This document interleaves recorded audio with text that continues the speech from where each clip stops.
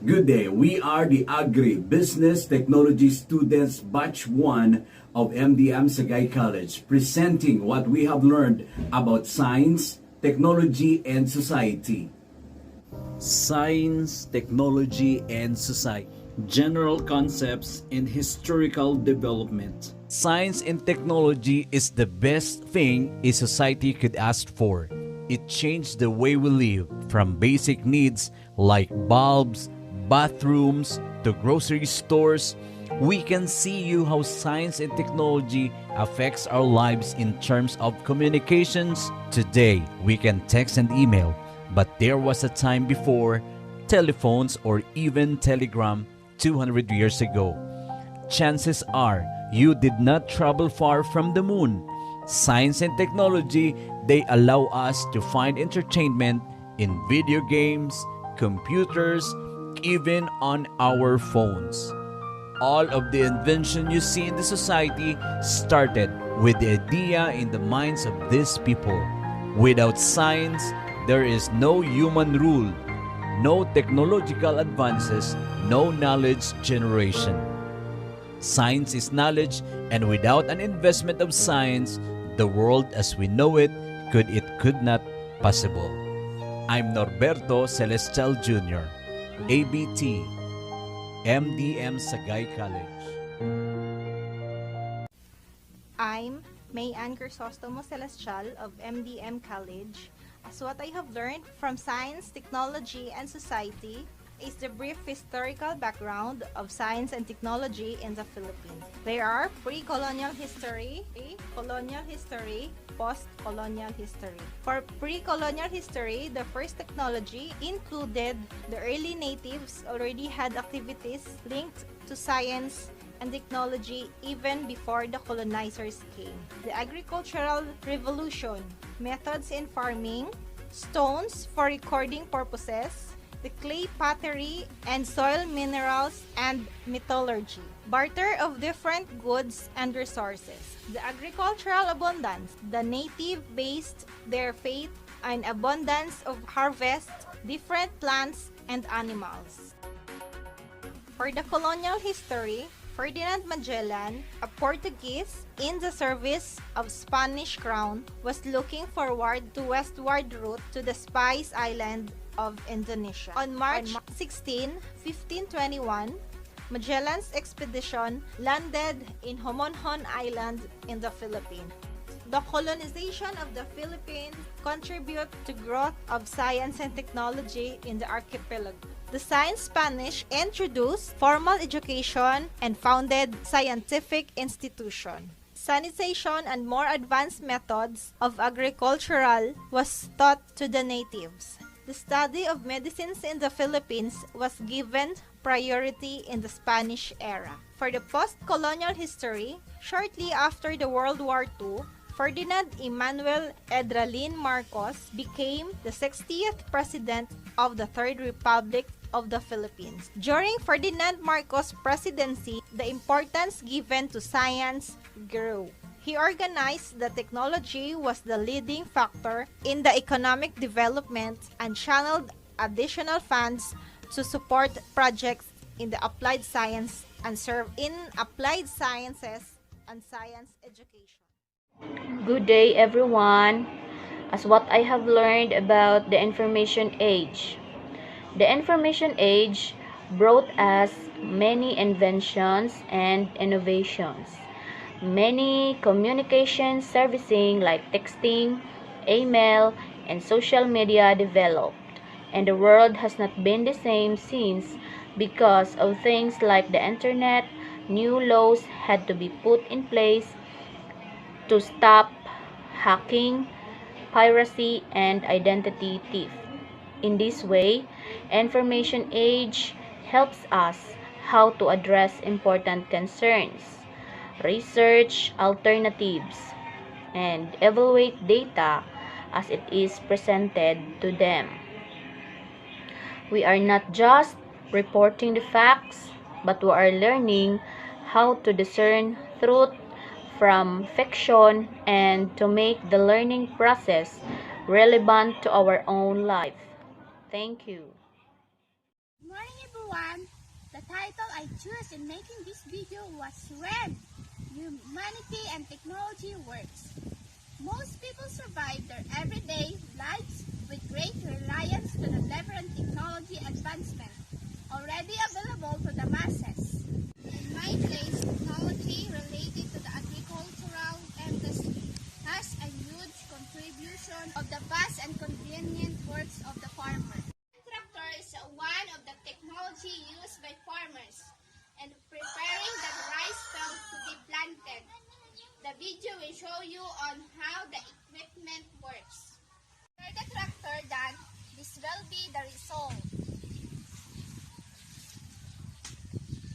The rice field is ready to the next process, wherein the human works. Together with the carabao, they will plane the mud or the area using planer. After that, the rice field is ready to be planted, where the rice, because the rice straw already melt using the hand tractor, technology and human works.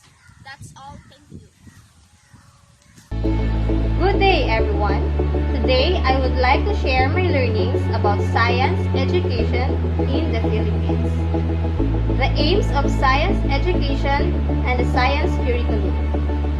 Science focuses exclusively on the natural world and does not deal with supernatural explanations. Science is a way of learning about what is in the natural world, how the natural world works, and how the natural world got to be the way it is. This consists of 6 years elementary schooling and 4 years of secondary education. Science is introduced in grade 3 through the subject Science and Health. This continues up to grade 6. At the secondary level, science is taught as separate subjects, one discipline for each year level. It develops students' scientific inquiry skills, values, and attitudes, such as objectivity, curiosity, and honesty, and habits of mind, including critical thinking. All these are useful to the individual student for his own personal development, future career, and life in general. That's all for my learnings. Thank you and God bless. Hello everyone, I am here to share what I have learned in biodiversity and the health society. What is biodiversity? A biodiversity is defined as the vast variety of life forms in the entire Earth. It encompasses all kinds of life forms, from the single-celled organisms to the largest multi-celled organisms. Another definition of biodiversity is the variability among living organisms from all sources, including terrestrial, marine, and other aquatic ecosystems, and the ecological complex of which they are part. There are changes in biodiversity. A change in biodiversity could have erratic effects not only in wildlife or marine life, but also in human beings. For example, humans inhabiting the forest would disturb the natural order of life. Trees and plants would be affected in land clearing operations, where the houses would be built. The animals, insects, and all types of life forms in the cleared area would either be displayed or most likely be killed. The loss of these life forms could affect the entire ecosystems governing that environment. The food chain might be damaged. From this, we can clearly infer that when our ecosystem is not well taken care of, biodiversity encounters change that may impact human health on such different levels. Hi everyone, my name is LONY GALON and I would like to share my knowledge about when technology and humanity cross. Science, technology, and society. When technology and humanity cross. Understanding the relation between humans and technology is the key to responsible development and acceptance of future technologies. In almost every application field, be it energy, mobility, health, work, living, learning, or entertainment? I have a question. What do you think will happen if technology grows humanity? If the technology grows humanity, it will increase isolation, reduce social interaction and social skills, and increase human to machine interaction are all a result of an overuse of technology, which has created a wall between many people globally. So, this all for now. I hope you learned a lot. Thank you. Good day everyone. As I study in a module, I learned about climate change. So climate change is regarded as a change in the climate pattern that is a result of internal and external forces. Internal forces can be defined as the change in the orbit of Earth, change in solar radiation, plate tectonics, volcanic eruption, etc. It can also result due to the human activities like carbon emission, greenhouse gases. All of these include the variation in ocean atmosphere variability at the existence of human life in the planet. Climate change has a negative influence in the wildlife forest, polar region, and water system in the planet. There are various species of animals and plants that have become extinct due to the variation in the Earth climate. Human activities like deforestation that is performed for the use of land for commercial purposes result in increase in the presence of carbon in the entire atmosphere. It is required to keep a track on all activities to control climate and ensure the harmony and environment. Thank you. Good day. Today, I'm going to tell you what I've learned in science, technology, and society. I'm going to tackle about human flourishing. So let's begin. What is human flourishing?